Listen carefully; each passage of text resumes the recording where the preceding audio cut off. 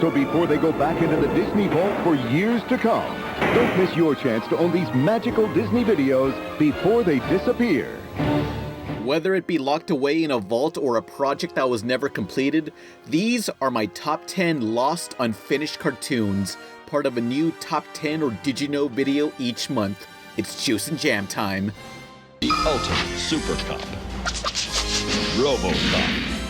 80s and early 90s, everything had a cartoon, everything. RoboCop, Rambo, Mortal Kombat.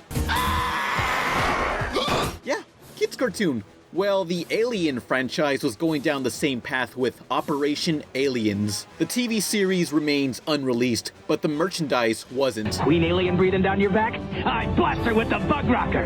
Button heads with a bull alien? Ripley frags him with the turbo torch. The only evidence of its existence were screenshots from an unnamed Korean animation studio's website that's no longer up. I do love this screenshot. The guy kicks a xenomorph in the face. Are you kidding me? Don Bluth can make my dino soar. It's the film Land Before Time, and this is my sobriety before I chug. Yes, the movie was released, but not the 10 minutes of footage that were deemed too frightening or complicated for children. Most notably, portions of a sharp-toothed T-Rex attack was removed. Confirming its existence was a trailer containing a bit of footage and several animation cells. To this day, it remains lost, though some claimed it's been broadcasted uncut overseas. Maybe someday Disney will release it from the vault. Like that's ever gonna happen. Somebody once told me the world is gonna roll me. Shrek is love, Shrek is life. Originally, Shrek's plot followed a teenage ogre refusing to join the family business of scaring people, and instead wants to make friends. Shrek was to be voiced by the late Saturday Night Live comedian Chris Farley. About 80 to 90% of the audio was recorded until Farley died of a drug overdose late 1997. Because the film was tailor-made for Farley, the entire film was rewritten and re-recorded with Mike Myers. None of the Farley audio has ever been released. When I am dead and have passed on to the next world, I want you to lower me from these gallows and kiss my hairy buttocks!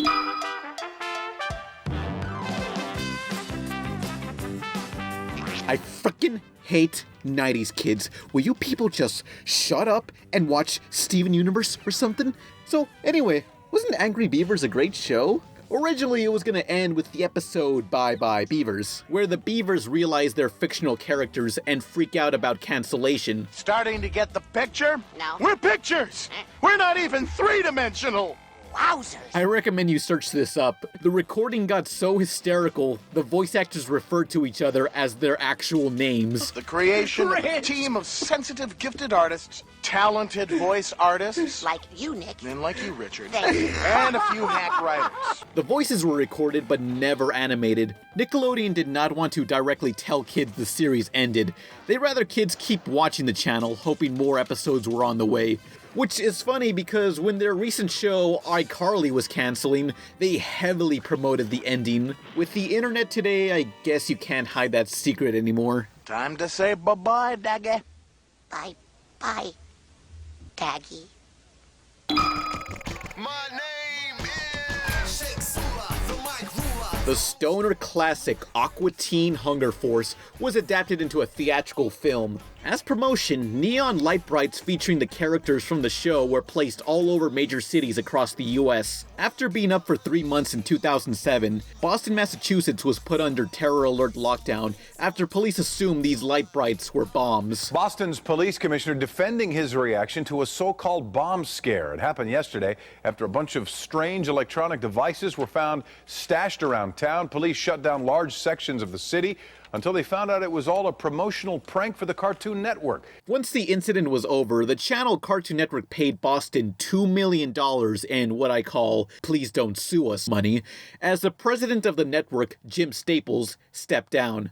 Thanks for nothing, meatwad. In retaliation, 3 versions of an Aqua Teen episode mocking the Boston bomb scare were produced, but never released so as not to further cause controversy. After the real-life Boston bombings later in 2013, these episodes will likely never be shown.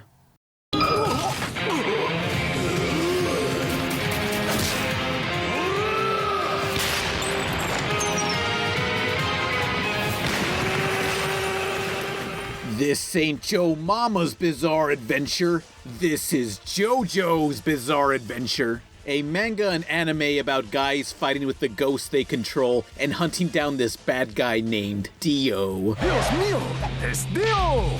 ¿Tienes bio? Consigas Dio! An animated film titled The Phantom Blood was shown in Japanese theaters for a week in 2007, gone, and was never released on any home video format. Series creator Araki Hiriko was disappointed with the film for many reasons, including his favorite character Speedwagon barely being in it. So Araki proclaimed, "You know what? No one gets to see the film now!" And that is seriously what happened. 16 minutes of footage was leaked online after a school professor with connections to the animation studio gave it to their students so they may test their sound design skills. One of the students uploaded the footage to YouTube, but it contains no vocal audio. Artwork, photography, landscapes painted with Beatles sound. Picture yourself in a boat on a river. So Robert Zemeckis, writer, director of Back to the Future and Who Framed Roger Rabbit. Cool, right? Well, he also did those creepy motion capture films like Polar Express and Mars Needs Moms. Zemeckis was planning to remake the Beatles animated film Yellow Submarine in that style. Good pass for the originals. We are the original. From what little concept art there is, to me resembles the Tim Burton Alice in Wonderland, which I don't think that grimy, dark style would fit the Beatles' psychedelic music. Well, the good news, after so many theatrical bombs, Robert Zemeckis' dead-eyed motion capture facility was shut down, and we don't have to deal with his zombie kid movies anymore. Ha! Boom, baby! We know Disney's Emperor's New Groove as the hilarious buddy comedy, but it was first intended to be a dramatic musical entitled Kingdom of the Sun. When I was a girl at my daddy's side, Papa the Royal Mortician.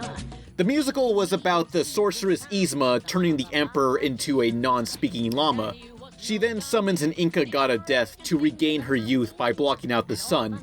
A fifth of the pencil test animatics were completed before being scrapped. Disney, in the very least, included one of Yzma's songs in the official soundtrack.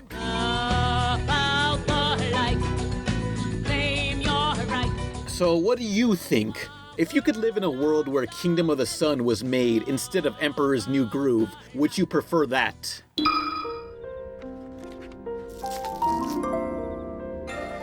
A map! During the later seasons of Nickelodeon's Hey Arnold, we learned about the parents Football Head never knew. There were plans for a theatrical film named The Jungle Movie, where Arnold ventures to find his lost parents. Instead, we got an unrelated Hey Arnold movie put in theaters. Nickelodeon was still in favor of making the Jungle film until creator Craig Bartlett refused to sign a contract stating he must exclusively work at Nickelodeon for 2 years. He could have signed it had he not been busy making a pilot for Cartoon Network at the time. That pilot being Party Wagon. It's the Sombra, all right! And it looks like it's got the corazon! Yeah! Miraculously, one fully animated clip has surfaced of the Jungle Movie, despite it never being put into full production. Well, that's all he wrote. With Nickelodeon having such a dedicated 90s audience, I think it's time to give Arnold a proper conclusion. Now for some honorable mentions. There are none since I may revisit this topic. And if you're wondering why there's no failed animated pilots on here, I already make several videos about that, which I'll link to you in the description. Hey, we're both wrong, and that'll be that. Now how about a Number 1, the Simpsons episode, Dead Bart.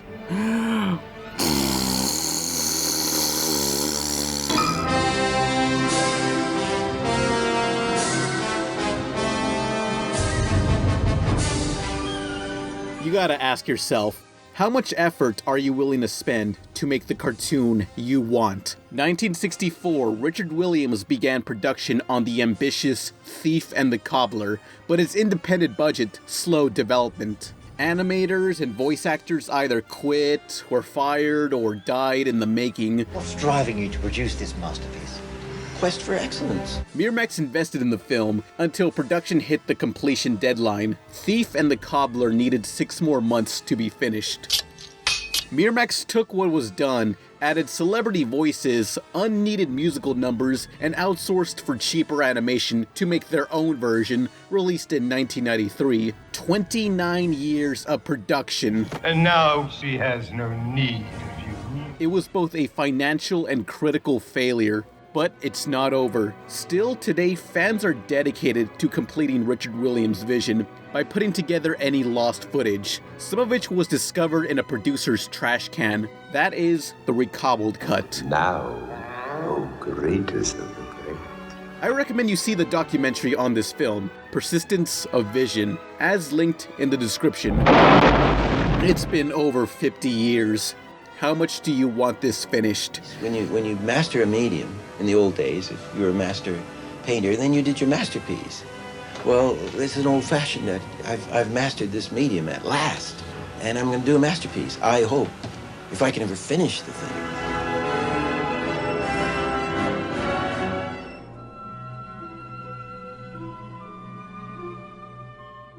Don't you want a rematch?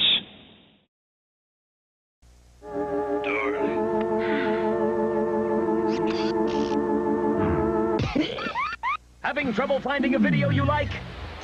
Viscous granular endoplasm. Now you can get new Nickelodeon videos. Tapes of Ren and Stimpy. Rugrats. Doug. Your favorite stuff whenever you want. New Nickelodeon videos. Pretty good, huh?